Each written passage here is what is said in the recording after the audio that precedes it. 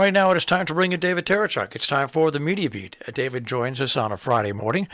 David has a great website called themediabeat.us. He is also a PBS television correspondent reporting on ethics and belief, and we welcome him in every Friday morning. Good morning, David. Well, it's good to be reporting in again from the media capital of the world, Marshall. The media capital of the world is New York City, of course, never doubted. And here I am talking again once more wonderfully with the ever-incisive Marshall Miles. I don't know if your news calendar says the same thing as mine, Marshall, but perhaps I should be wishing you happy first day of Poetry Month. Well, it's Poetry Month. It's April Fool's Day, and to some people, it's also a first day of a new. It's also a first day of a new year. That's right, all in one. Well. Yeah, more somberly, though, it's also the week that the Ukraine war enters its 6th week. Extraordinary to take that in, but it's true. And the media this week have gotten seriously twisted about by events in that war. Even cautious news retailers like the PBS Newshour, which, as you mentioned, and I should emphasize, in the spirit of full disclosure, that I am a contributing special correspondent. I don't know what's so special about me, but that's my role at the PBS Newshour and its weekend broadcasts. So I just say that in full disclosure, as I say. But its record this week was not so hot in one regard, at least. It said that this week's peace talks in the Ukraine-Russia conflict offered a pivotal change. That's the word that was used, and the BBC News too, who are normally really careful, called it a major shift in the Russians' position at those peace talks. That doesn't look so true as we now end the week. I refer now to, as I have done for many years, to Larry Friedman, who's the war studies eminence at King's College, London. I've consulted him ever since covering the 1970s Arab-Israeli war and the consequent international oil crisis then. And he applied some wise analytical words to the Russians' public position this week. He said it's not a ruse to say that they're concentrating on the Donbass area in the east. He was meaning, of course, when they suggested they were lessening their attacks on Kyiv, the capital, because he said all they're doing is facing the reality that that's all that they can do, pull back in Kiev and concentrate on the east. Russia, this is Larry's phrase, Russia is adjusting its goals to reality, because war is always quite empirical. I guess that's true. And this, of course, was in light of the Ukrainians so effectively holding the Russians at bay around the capital. But, of course, as Larry and any other observer would always say, even retreat, if that's what the Russians are doing, in parts at least, retreat is not the same as surrender, far from it. And of course, it's always an opportunity for any military force to regroup, which is pretty much an opportunity that the Russians appear to be fully taking. And while the talks under Turkey's auspices in Turkey itself, they were briefly hailed as possibly offering some promise, but the Russians, of course, pressed on regardless in the east and the south, while possibly, and probably only tactically and temporarily, did lessen their efforts around Kyiv. But overall, everyone now is assuming full-fledged onslaught as just continuing now in a horrible, battering way, and it has been continuing. And as for the future, we just have to, once again, I guess, try to read the runes for what's going on in Putin's mind. I mean, the easiest approach, I guess, is always to say that Putin is just lying all the time. And we can cite his denial that he was ever intending to invade 6 weeks ago. And of course, he just went right ahead and did it anyway. News outlets are now taking up very, I'm not sure credulously is the word, but enthusiastically taking up the White House briefings and crediting them as they claim that Putin is now even being kept in the dark himself by his own military chiefs. I mean, that's possible, I guess. The general intent from the Biden administration seems to be, as it does its messaging, seems to be suggesting that there are splits on the Russian side, or at a very minimum, a lack of understanding about what Putin is trying to do amongst his own high-ranking military people. In the propaganda dimension of this war, I guess, anyone can join in, and the Biden administration is taking the verbal lead internationally, you could say, while it's firmly disavowing any actual military engagement, of course. But it's joining in fully in the war of words. None of this can ever definitively guide us to Putin's intentions, and the war still less what he might eventually be prepared to settle for. But the propaganda does go on. Actually, that brings me to extraordinary reporting on the propaganda efforts, which are, a vital part of any conflict. Time magazine's investigative correspondent Vera Bergengruen has been making a huge deal this week of Ukraine's youngest ever cabinet member, the 31-year-old Mikhailo Fedorov, who's Minister for, this is a great title, Minister for Digital Transformation. You'll know, of course, if you've been following this, that he's leading the Ukrainian government's quite remarkable online war against Russia. He's the one who also appealed to Elon Musk, the world's richest man, asking for a whole slew of Musk's trademark Starlink satellite dishes to improve Ukraine's internet coverage. And he got them. Truckloads of the Starlink satellite dishes trundled their way into Ukraine at the request of Mikhailo Fedorov. And with content, too, online, Fedorov is going beyond even his already well-established extraordinary success in helping President Zelensky win office in the first place as president. And now, during the war, he's recruited what's being called an IT army of over 300,000 volunteers. Many of them are workers in that vast network of tech companies that Ukraine boasts. And there are, amongst the volunteers are, very importantly, a lot of cybersecurity specialists, too. They keep up both a barrage of anti-Russian messaging, while they're also, in a super geeky way, they're working really hard at foiling Russian intrusions into Ukraine's systems. This IT army have proven to be pretty successful as fundraisers, too, netting over $63 million for the Ukrainian military, much of it collected in cryptocurrencies. Time magazine presented all of this as very much an example of a heavy, lumbering military machine on one side, on the Russian side, versus sleek digital agility on the Ukrainian side. And the specific territory of the battlefield here is that of Telegram, the once very suspect messaging app. Telegram, of course, was originally an invention of a pair of Russian web geek brothers, and once, of course, it became a favorite for terrorists like ISIS as a messaging venue.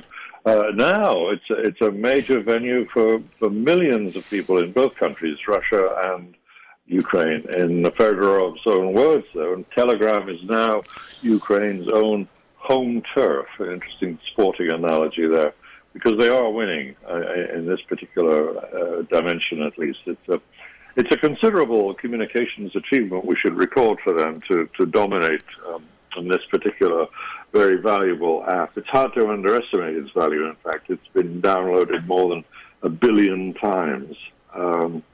So that's the propaganda war. You know, another piece of the propaganda war, and I've been sitting here, and whether it's true or not, I don't know. I hope it's true. Is I've been watching for the past 5 weeks, now going on 6 weeks, Russia invading Ukraine and bombing and doing all this, and I've been saying to myself, you know, the Russian people don't really have any idea. Most of them, especially in the outer lands, what's going on. You know, to them, there's no war because there's no war on their turf. Well, there's an alleged strike that happened against a Russian fuel depot right on the Ukraine border. Now, Ukraine hasn't said anything about it, but if it's true, I think it's an extremely smart move by the Ukrainian military. They didn't pick a target that was residential. They picked an oil depot. Nobody was killed, and if it's true, I think it sends a message to Russians out in the hinterlands that, guess what? There is a war going on. I think the Ukrainians have played this game along with the internet and with all the different stories to a magnificent level. And if this is true, I think this will be another step in that. Yeah, if true, it's remarkable. You're right. But the if true part of our assessments of what's going on all depends on the accessibility of information. Russia has done a pretty wholesale job of shutting down media operations that don't adhere to their own very strict and very onerous rules. You know perfectly well, don't you, that even to call what's going on in Ukraine a war is now a criminal offense in Russia, and you can be sent to jail for up to 15 years for doing that. It's made journalists extremely careful about their word choices as they're reporting that. So that particular attack by the Ukrainians, it's tactically very considered on the Ukrainians' part, I'm sure, as you say. But whether or not news of it will percolate very far in Russia is a very difficult question to answer, and the most likely answer is that not many people in Russia are going to hear about that. What's very interesting is the areas of, and Telegram, I guess, is one of them, areas of communication modes that are shared between Russians and Ukrainians, so that even families there are many of them, who have members on both sides of the Russo-Ukraine border, they're discussing things with each other on the basis of completely different understandings of what's going on. The Russians are even members of the same family. We're finding instances of this online now, are sticking to the claims that the Russian government, Putin's government, is putting out, that this is a limited military operation to get rid of Nazification, for heaven's sake, in Ukraine, a country which, by the way, has a Ukrainian Jewish president, and whose family was suffered terribly in the Holocaust. That's the official Russian line, and it's being adhered to by Russian members of binational families, while the Ukrainian members of the same family are pointing out what their reality on the ground is. And there's a lot of dispute and incredulity being expressed. Again, the propaganda side-taking that goes on in a war is being demonstrated even at this very intense interpersonal level of members of the same families. But propaganda on our side of the world continues too. Let's continue this propaganda theme. I'm wondering, Marshall, if you're familiar with a TV show called Just the News. Yes. You are. I thought Yes. you might be. You don't miss much. It airs on the so-called Real America's Voice platform. But it would be perfectly understandable if you missed it. It's not exactly high profile. But this week, that was where Donald J. Trump. Remember him? Yeah. He gave an interview to Just the News from Mar-a-Lago, where else, and he went back to an old theme, though it rang very odd this week and a bit tone deaf in the current context. He was in fact asking publicly for a favor from Vladimir Putin. Remember how in 2019 he asked a favor of Ukraine's Zelensky? Yes. Infamously so. Well, he was at it again, this time hoping that Putin could provide dirt on, guess who, President Biden's son, Hunter, and, of course, the president himself, asking a favor of Putin. I mean, if you were to hold a worldwide opinion poll now to name the world's least popular individual, I think it could well be Vladimir Putin. But, of course, Donald Trump doesn't seem bothered by that in the depths of his obsession. That obsession, by the way, with overturning the result of the 2020 election is bringing to the surface now a whole host of previously not so prominent participants in that effort to overturn the election, who are now fully in the glare of the spotlight. I mean, it ranges now from Supreme Court Justice's wife, Ginny Thomas, Clarence Thomas's wife, to a law professor who advised Trump on the details of this overturn effort. And it's in that professor's case that a federal judge in California has passed his very considered judgment that Trump probably did commit felonies in encouraging the overturning of the election. This is all widening out now from a January 6th Capitol riot investigation and looking more and more like a comprehensive roundup of high-ranking conspirators against democracy as a whole. Getting back to him asking Putin for that favor, here's the whole crazy thing about it, and this is the difference between the previous administration and this administration. Hunter Biden is still under investigation, and the person leading that investigation was someone who was appointed by Donald Trump in his administration. President Joe Biden left that person in the office to handle the investigation. Joe Biden has stayed clear of the investigation. He claims his son's innocent, but the Justice Department is doing its job. Joe Biden has separated himself from that, and the news media in this country has finally decided to start covering the story simply because there are some other leaks. I'm just trying to compare the difference between this administration and the last administration. Joe Biden's son is being investigated, and he is not stepping in any way at all in the investigation that is ongoing with the Justice Department. Yes, the word that Trump is so eager to throw around, witch hunt is probably more indicative of what went on in the Trump administration than anything that goes on currently, either from the Biden administration itself and the Justice Department, which is being extremely careful about how it conducts its probes, and of course the January 6th committee of the House of Representatives. That too is proceeding very, very carefully. Though, of course, now trying to bring in the full weight of the law, referring to the Justice Department, for instance, what the committee clearly sees as contempt of Congress by the people they are investigating, refusing to come along and give evidence as they're being subpoenaed, in essence, by the committee. The two members of the Trump administration currently in their crosshairs are Peter Navarro, the trade representative, and the former communications head. Also, the two of them refusing to come along. This represents contempt of Congress. It's being referred to the Justice Department as a matter of criminal contempt, and we wait to see if there are going to be any charges.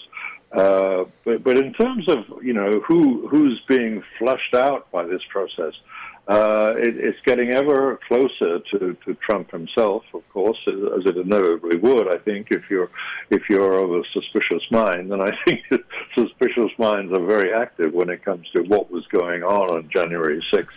But the rank of the people being investigated now is getting higher and higher, and now Trump himself is unsurprisingly coming into focus here. It's so resonant.